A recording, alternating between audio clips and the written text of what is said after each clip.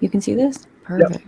White liberals present themselves as less competent in interactions with African Americans. A new study suggests that white Americans who hold liberal socio-political views use language that makes them appear less competent in an effort to get along with racial minorities.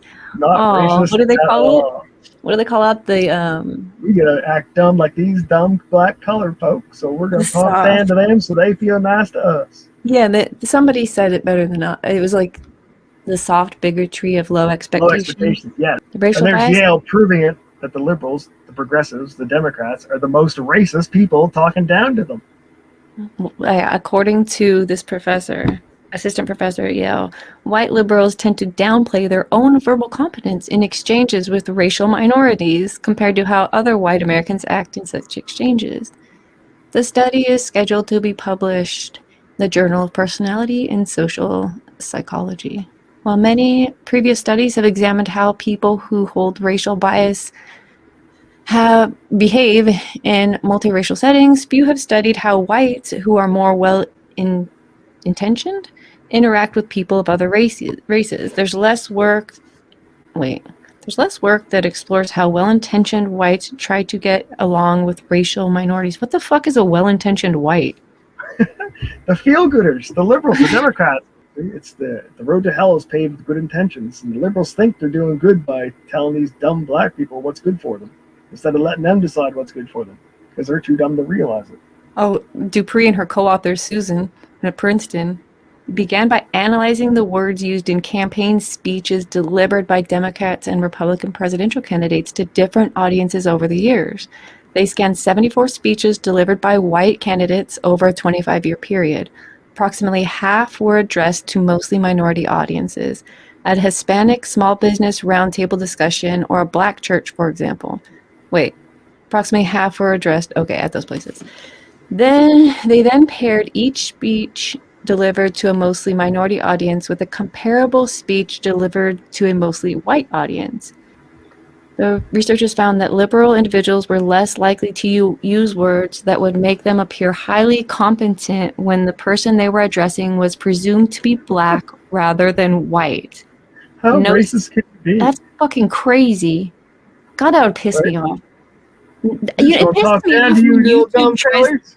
Well, it makes me mad when Facebook tries to like tell me which order I want to see my friends' news in my timeline. Can you imagine if they were like, "We're gonna dumb the words down because We're of not your gonna give you color of this your book. skin." We're just gonna tell you what this book says, okay?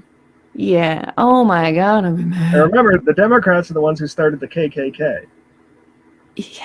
The significant difference we're seeing in the word selections of conservatives based on the presumed race of their partner. It was kind of an unpleasant surprise to see the subtle but persistent effect, Dupree says. Even if it's ultimately well-intentioned, it could be seen as patronizing. You think?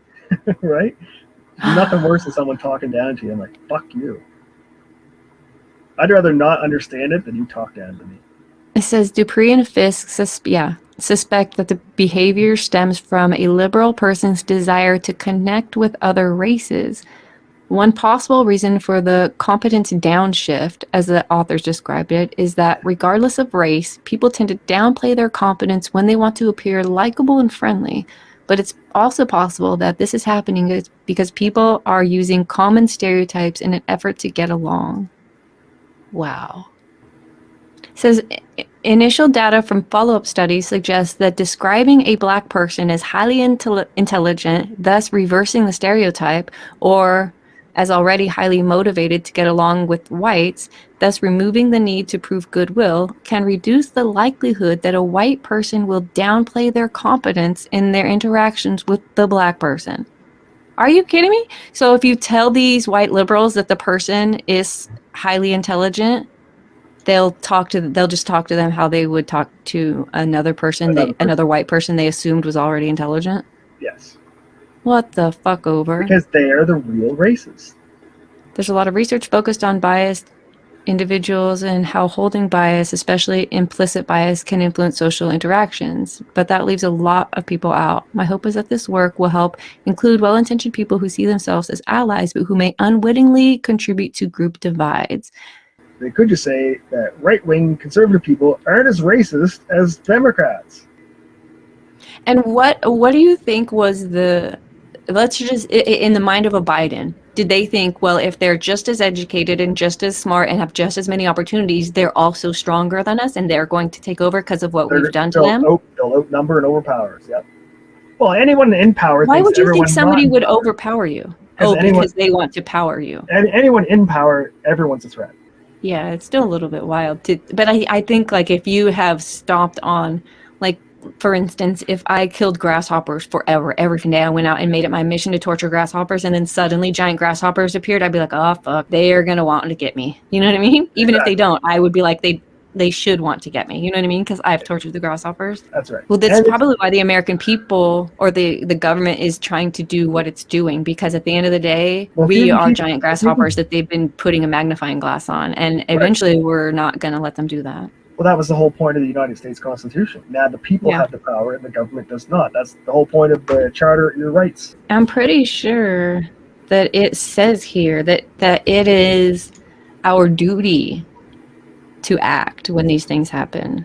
Yes, when you see your government starting to get a little tyrannical, you're supposed to go in and take them the fuck out. That was the point of the militias. Don't let anybody that has power get too much power. You're supposed to always be kept in check with the Second Amendment and the First Amendment.